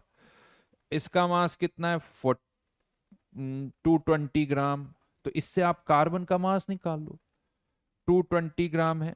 इसका मास कितना है 54 ग्राम, तो इससे हम किसका मास निकालें कार्बन का, तो डिवाइडेड बाय 44 कितने मोल्स आ गए 5 मोल्स। इसके कितने मोल्स आ गए 18 से डिवाइड कर दिया 3 मोल्स। तो कार्बन के कितने मोल्स हो गए 5 मोल, हाइड्रोजन के कितने हो गए 6 मोल, हाइड्रोजन एटम की। अब यहां एक और बात आती, क्या इस ऑर्गेनिक कंपाउंड में केवल कार्बन और हाइड्रोजन ही है, ये कैसे पता चलेगा। तो कार्बन और हाइड्रोजन तो और कहीं से आ नहीं सकती, क्योंकि अगर CO2 प्रोड्यूस हो रही तो कार्बन इसी कंपाउंड से आएगी, हाइड्रोजन इसी कंपाउंड से आएगी, और 5 मोल कार्बन का मास होता है 60 ग्राम, 6 मोल हाइड्रोजन एटम का मास होता है 6 ग्राम, तो टोटल कितना हो गया 66 ग्राम। कंपाउंड भी कितना है 66 ग्राम। इसका मतलब इस कंपाउंड में केवल कार्बन और हाइड्रोजन ही है। अगर ये 66 ग्राम से कम आ रहा होता तो इसका मतलब इस कंपाउंड में कार्बन हाइड्रोजन के अलावा भी कोई है, कार्बन हाइड्रोजन के अलावा भी कुछ और है। वो क्वेश्चन के अकॉर्डिंग डिपेंड करेगा। अगर कुछ नहीं दे रखा तो और क्या हो सकता है, प्रोडक्ट तो CO2 और H2O ही है, तो फिर वो कार्बन हाइड्रोजन के अलावा और क्या हो सकती है, ऑक्सीजन हो सकती है। लेकिन राइट नाउ तो इन दोनों का मास 66 ग्राम आ गया, मतलब कंपाउंड में केवल कार्बन और हाइड्रोजन ही है। तो आंसर ये मोल्स है, तो अब तो कुछ करना ही नहीं है। इसके 5 मोल, इसके 6 मोल, तो C5H6 कर दो, आंसर आ जाएगा।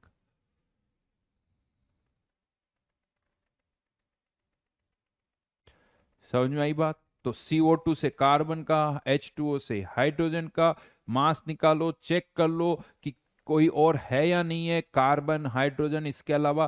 क्वेश्चन में सारी इंफॉर्मेशन होगी। हाँ, कभी कभी गड़बड़ होती है, ऑक्सीजन भूल जाते हैं, तो वो जरूर चेक कर लो क्या इन दोनों का मिला के 66 है, ये भी 66 है, मतलब और कुछ नहीं है। अब मान लो, अगर यहाँ मान लो ये 66 के बजाय 86 96 कुछ होता, तो कह सकते थे कि बची हुई और क्या होगी, ऑक्सीजन, क्योंकि प्रोडक्ट में और कुछ नहीं बन रहा। प्रोडक्ट में या तो कार्बन है या हाइड्रोजन है या ऑक्सीजन है। इसका मतलब कंपाउंड में भी या तो कार्बन होगा या हाइड्रोजन और ऑक्सीजन ही होगा। बेटा कंबशन कर रहे हैं, बर्नट विथ, कोई पूछ रहा ऑक्सीजन कहां से आई, बर्निंग कैसे होती है, अपने आप ही हो जाती है अंकित? बर्नट का मतलब क्या है, ऑक्सीजन। थोड़ा तो सोचा करो, फिर ऐसे पूछ लेते हो हैं, ऑक्सीजन कहां से आई, बर्निंग का क्या मतलब है, राइट? तो ये एम्पेरिकल फॉर्मूला से रिलेटेड क्वेश्चंस थे। यहां ऑलमोस्ट चैप्टर हम खत्म करने वाले हैं। एक टर्म और है जिसका थोड़ा सा मतलब मैं बता देता हूं, वो भी अभी और आगे भी चैप्टर्स में यूज होती है, वो समझ लेते हैं। Vapour pressure of liquid, vapour pressure of liquid क्या होता है? ये वेपर प्रेशर किसी लिक्विड का, एक कंटेनर में कोई लिक्विड है, मान लो पानी है,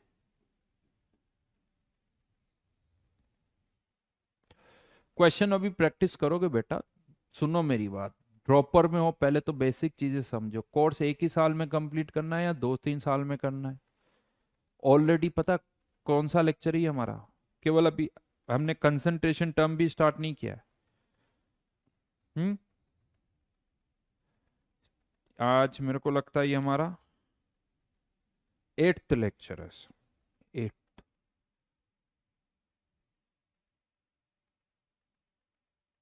66 से कम हो ही नहीं सकता गुलशन, 8वां लेक्चर है। आप सोचो मोल कौन सा, अभी कंसंट्रेशन टर्म और बाकी है। तो कितने लेक्चर पढ़ना चाहते हो मेरे से बताओ फिजिकल में? फिजिकल थोड़ी आएगी, बहुत सारी चीजें, कोर्स भी कंप्लीट करना है, रिवीजन भी करना है, तो इसीलिए लिमिटेशन है भाई। अरे बेटा हर्ष, हमने पीओएससी नहीं पढ़ी, पहले लेक्चर से रिएक्शन को बैलेंस कर रहे हो मतलब पीओएससी कर लगा रहे हो। यही तो तकलीफ है तुम्हारी। बोला भी था लेकिन वो सुना नहीं। तो अब मैं आ जाता हूं vapour pressure of liquid. Vapour pressure of liquid क्या होता है? एक कंटेनर में मान लो कोई भी लिक्विड है या पानी है, तो हमें पता है कि ये जो पानी है ना, ये अपने आप वेपराइज होगा। यहां पर ये पानी वेपराइज होगा, यानी कह सकते हो H2O लिक्विड जो है वो किस में कन्वर्ट होता है, H2O गैस में कन्वर्ट होता है।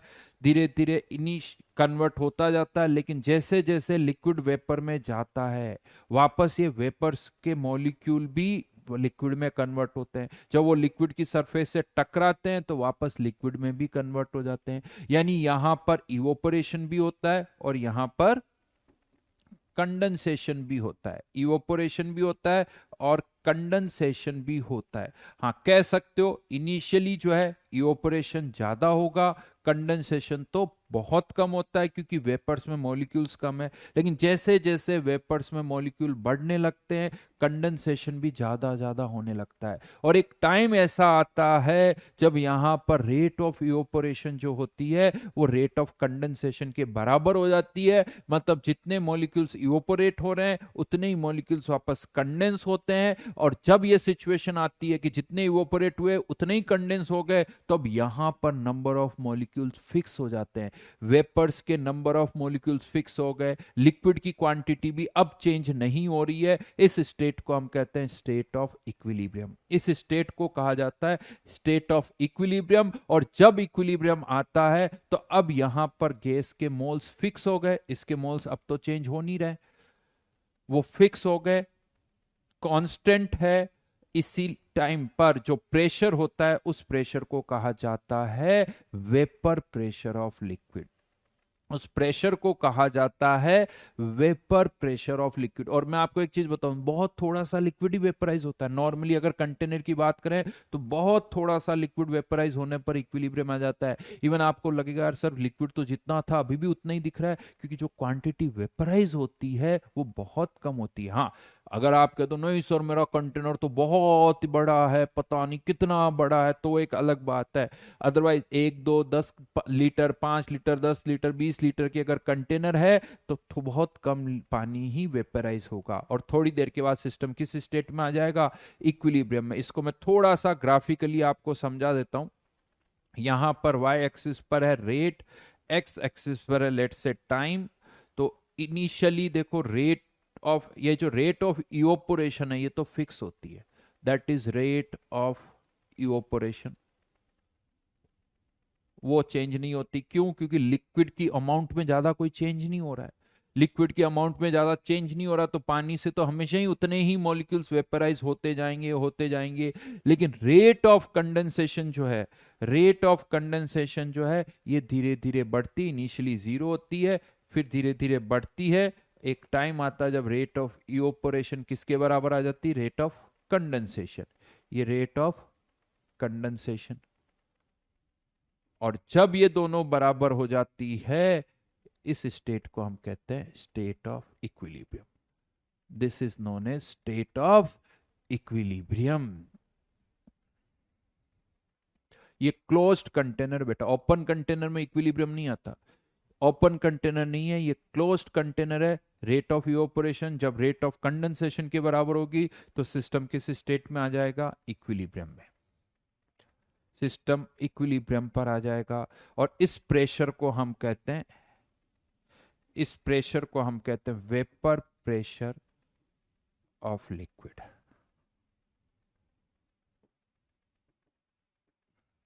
और in case of water, in case of water इसको पता और क्या बोला जाता है, in case of water it is also known as, बता सकते हो कोई?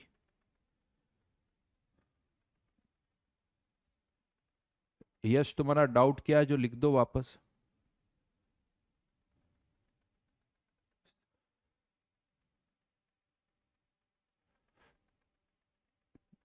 पिस्टन लगा हुआ नहीं, नॉर्मल कंटेनर बेटा, पिस्टन वाला नहीं। आज इक्विलिब्रियम की कोई बात नहीं हो रही है। यस, एक्वस टेंशन, इसको क्या बोला जाता है, एक्वस टेंशन। अगर पानी है तो इसी वेपर प्रेशर ऑफ लिक्विड को क्या बोला जाएगा, एक्वस टेंशन। फर्दर यहां पर मैं बता दूं, ये जो एक्वस टेंशन या वेपर प्रेशर ऑफ लिक्विड, लिख दो एक line, for a given liquid, for a given liquid it depends only on temperature, depends only on temperature। ये केवल टेम्परेचर पर ही डिपेंड करता है। यानी पानी 1 लीटर हो 2 लीटर हो 10 लीटर हो उससे कोई फर्क नहीं पड़ता, कंटेनर की साइज छोटी हो बड़ी हो कोई फर्क नहीं पड़ता। ये केवल किस पर डिपेंड करता है, टेम्परेचर पर। यानी अमाउंट के इंडिपेंडेंट होता है, कंटेनर की साइज के इंडिपेंडेंट होता है। अमाउंट ऑफ लिक्विड और कंटेनर की साइज लिखो, लिख लो इसी चीज को भी यहां पर, थोड़ा ऊपर कर देता हूं।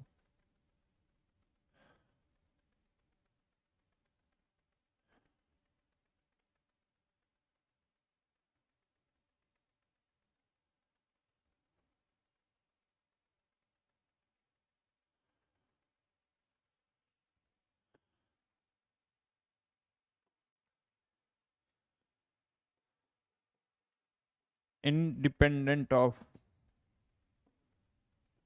amount of liquid and size of container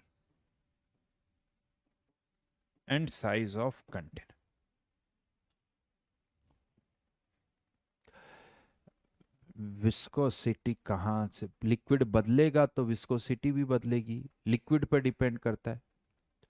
तो हम लिक्विड बदलने पर तो सब बदलेगा, यहां लिक्विड की बात हो रही है।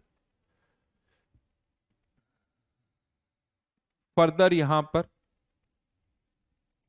जैसे एक दो क्वेश्चन अगर मैं पुट करूं, जैसे ये एक कोई छोटा सा कंटेनर है, ये बड़ा सा कंटेनर है, दोनों का टेम्परेचर 300 केल्विन है, इसमें भी पानी है, इसमें भी पानी है, राइट। लेकिन टेम्परेचर 300 है, H2O लिक्विड, H2O लिक्विड, ठीक है। अगर यहां प्रेशर 50 टॉर है तो बताओ यहां कितना होगा।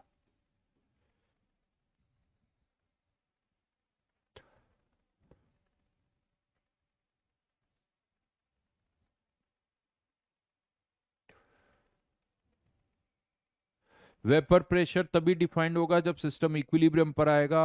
यस, इक्विलिब्रियम पर ही डिफाइंड होता है वेपर प्रेशर, अदरवाइज तो वो डेटा ही बदल रहा है। इक्विलिब्रियम नहीं आया तो वैल्यू चेंज हो रही है, तो वैल्यू चेंज हो रही है तो आप किसको बताओगे? इक्विलिब्रियम मतलब अब कोई चेंज नहीं हो रहा है, इसीलिए अब आप डेटा बता सकते हो। तो आंसर क्या आ जाएगा यहां पर? 50 टोर। यहां पर भी 50 टोर ही होगा, यहां जितना, चाहे यहां पानी कम हो ज्यादा हो, यहां पानी कम हो ज्यादा हो, अगर टेम्परेचर 300 केल्विन है तो प्रेशर यहां जितना है उतना ही यहां होगा।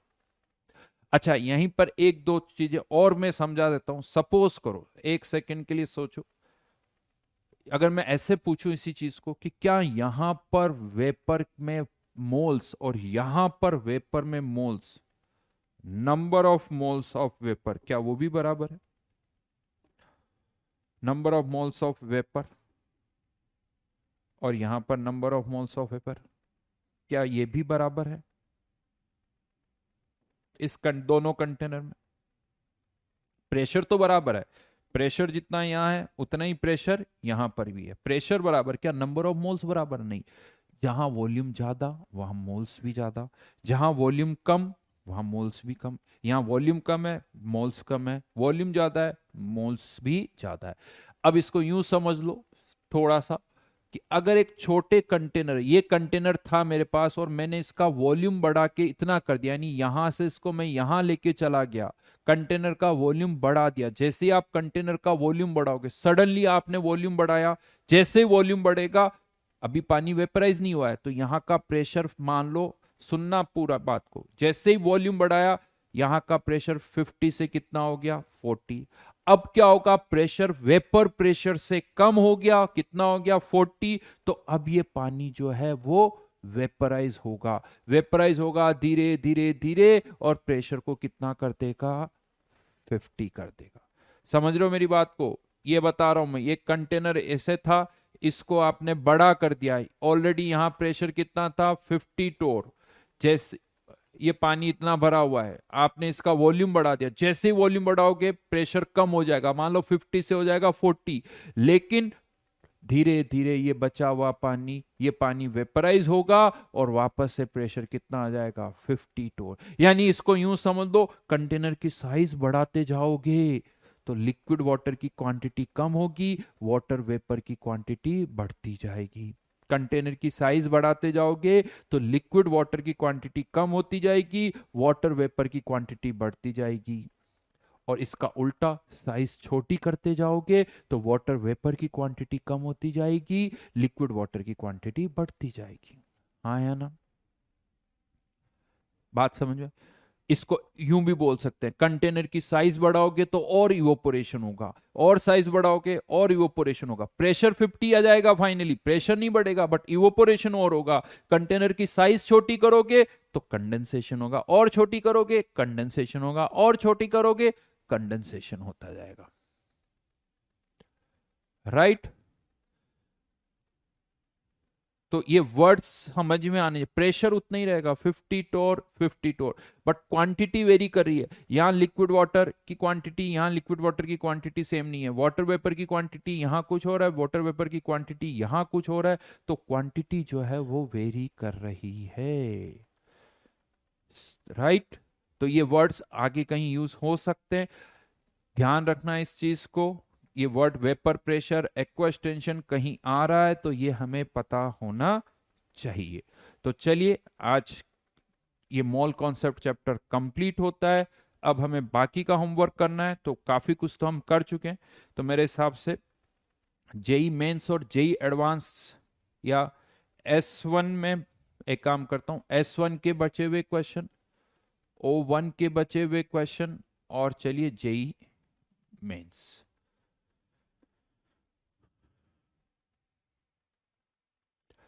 प्रेशर वापस उतना ही आ जाएगा बेटा।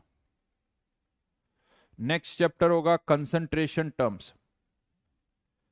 नेक्स्ट चैप्टर जो होगा वो होगा कंसंट्रेशन टर्म, क्योंकि अभी तक हमने, अभी ये देखा जाए एनसीईआरटी के हिसाब से तो पहला चैप्टर ही चल रहा है। 8 लेक्चर हो गए, पहला लेक्चर ही चल रहा है, वो भी पूरा नहीं हुआ है। एक्स्ट्रा बुक नहीं, इसी को वापस से करो, ये तो कंप्लीट कर लो। नेक्स्ट क्लास में तो ये डिस्कशन करेंगे बचे हुए जितने भी है, उसके बाद एडवांस के करेंगे। नेक्स्ट क्लास में मैं कंसंट्रेशन टर्म स्टार्ट कर दूंगा, मोलरिटी, मोललिटी, मोल फ्रैक्शन, इनकी बातें करेंगे। तो ये होगा हमारा सेकंड चैप्टर, ठीक है। लिक्विड सॉल्यूशन अलग से आएगा बेटा, लिक्विड सॉल्यूशन बिल्कुल अलग चैप्टर है ना बेटा। अभी ठीक है स्पीड, कोई प्रॉब्लम नहीं, बेसिक्स एक बार हमारे स्ट्रांग हो जाएंगे तो स्पीड अपने आप आगे आ जाएगी, सो डोंट वरी।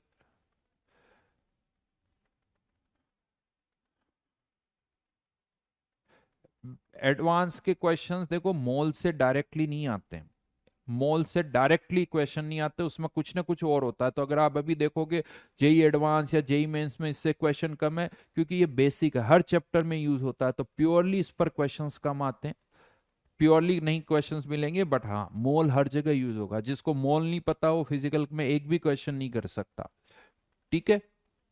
अरे ये इधर उधर की बातें मत लिखा करो बेटा, हेनरी लो और पता नहीं क्या लिख रहे हो, उससे क्या हो जाएगा। चलिए, तो नेक्स्ट क्लास में ये होमवर्क अच्छी तरह से हो, इसी शीट को वापस से करो, स्पीड बढ़ाओ, 2 बार 3 बार, जितनी ज्यादा बार शीट को करोगे अपने आप स्पीड बढ़ती जाएगी, बहुत अच्छी स्पीड हो जाएगी। बट ये मत सोचो एक बार करनी शीट को, 3 बार का टारगेट रखो, 3 बार का टारगेट रखो। अभी तक सोचो कि एक बार तो और हो ही जानी चाहिए, कि हाँ सर ने करवाया था यार, पिछले बहुत दिन हो गए। सोचो आप 8 लेक्चर यानी अराउंड 16-17 डेज हो चुके हैं हमारे को इस चैप्टर को स्टार्ट किए, तो कोई बहुत ज्यादा होमवर्क मैंने नहीं दिया है। अगर आप टोटल भी काउंट करोगे तो शायद हमारे हिसाब से मेरे को लगता है अभी तो हमने 150 क्वेश्चन भी नहीं किए होंगे, यानी एवरेज एक दिन के हिसाब से 10 क्वेश्चन भी नहीं किए होंगे। तो आप इजीली इनको 2-2 3-3 बार कर सकते हो, और दिमाग में रखो कि मुझे 3 बार करना है, दिमाग में ये रखो इसी शीट को, तब जाके स्पीड आएगी, तब जाके आपको कॉन्फिडेंस आएगा जब आप 2-2 3-3 बार तो करोगे। स्पेशली वो क्वेश्चंस जो आपको लगता है कि यार ये तो बहुत टाइम लगा है, उनको तो 3-3 बार करना ही चाहिए। रोहन बेटा इतना बड़ा कमेंट नहीं पढ़ पाऊंगा, वेपर प्रेशर की कंडीशन है बेटा रोहन, जो समझाया वही कंडीशन है, इसीलिए तो ये बताया कि vapour pressure depends only on temperature, size के इंडिपेंडेंट है, सबके इंडिपेंडेंट है, यही तो लिखा है। तो इसीलिए वेपर प्रेशर हमेशा उतना ही आएगा जितना पहले है, ये पॉइंट्स लिखे हुए ना उसी चीज के लिए। जब वही पूछोगे तो फिर यही बोलूंगा, फिर वही पूछो फिर मैं भी यही बोलूंगा, राइट। तो चलिए, टेम्परेचर सब में 300 ही लिखा था, यहाँ लिखा हुआ है, देख लो यहाँ।